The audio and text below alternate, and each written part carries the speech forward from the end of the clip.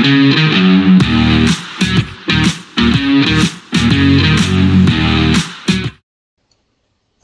welcome back to the SuperCoach Nuff channel. In this video we're going to preview the Raiders as part of our team by team preview series for the upcoming 2025 NRL SuperCoach season.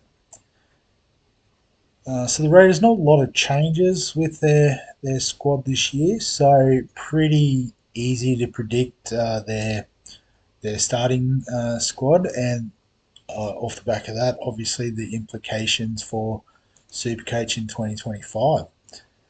So starting at fullback, KO Weeks is the front runner for the number 1 spot. Because he played in the halves a bit last year, has the 5/8 designation as well. And I've been seriously considering starting him as my 5/8. A lot of teams are talking about having, triple fullback guns for the 2 fullback spots and the flex. So it stands to reason that why have 3 fullbacks when you can have a 4th fullback in the 5/8. And then that logic also applies to Connor Tracy in the centre wing. You could end up with as many as 5 starting fullbacks in your squad. Obviously plays fullback for the Raiders, but a really interesting 5/8 option for SuperCoach. As a backup, Chevy Stewart is a very interesting option. If he got an extended run at fullback, he'd be very popular as a SuperCoach option. The centre wing, Xavier Savage, we previously talked about him as a potential breakout fullback, but has established himself on the wing. Timoko and Chris has also experienced life as a fullback, but they're pretty well locked in the centres nowadays, particularly with Jared Croker retiring. And Albert Hopewadi is probably going to be the starting winger most weeks. However, in round 1 with the game in Vegas, he will miss with about to have a child. So Tamale is probably the front runner to take over there. Do you start Tamale with the guarantee of only 1 game? Probably not. If you can find someone with better job security at the price, you take that.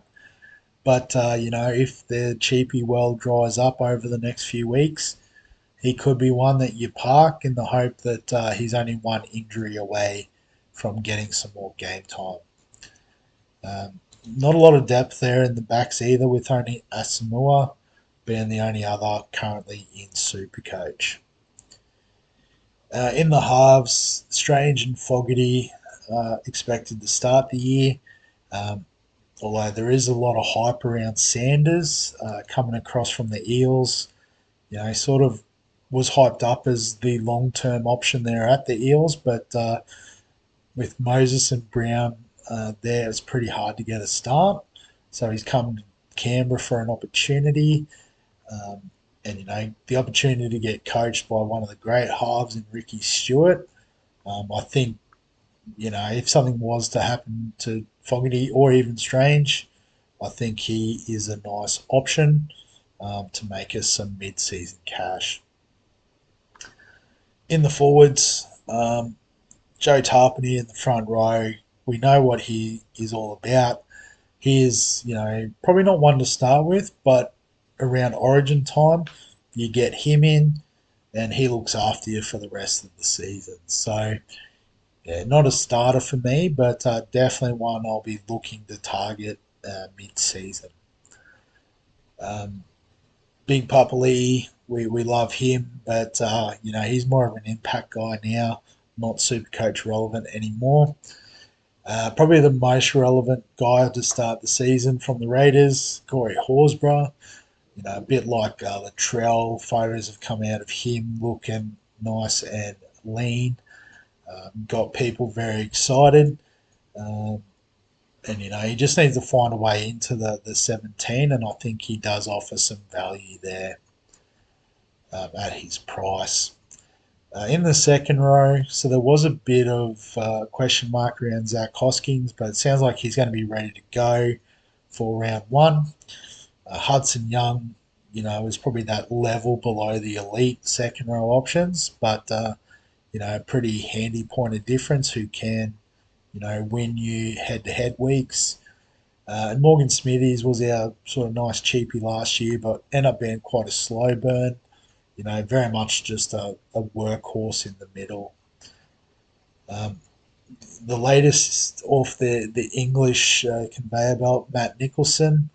Sounds like he's a pretty handy player. I think he will find his way into the starting 17, um, but probably most likely off the bench and therefore not relevant. Um, Mooney, they've talked about him for a few years and he's slowly getting an opportunity. Um, does he break out this year? Who knows? And Miles Martin's another one that's been quite hyped up as a rookie.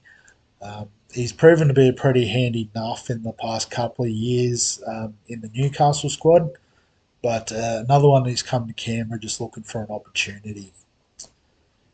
At hooker, both the sort of potential starting hookers pretty cheap. Tom Starling, Danny Levi, but they do tend to sort of cannibalise each other a bit.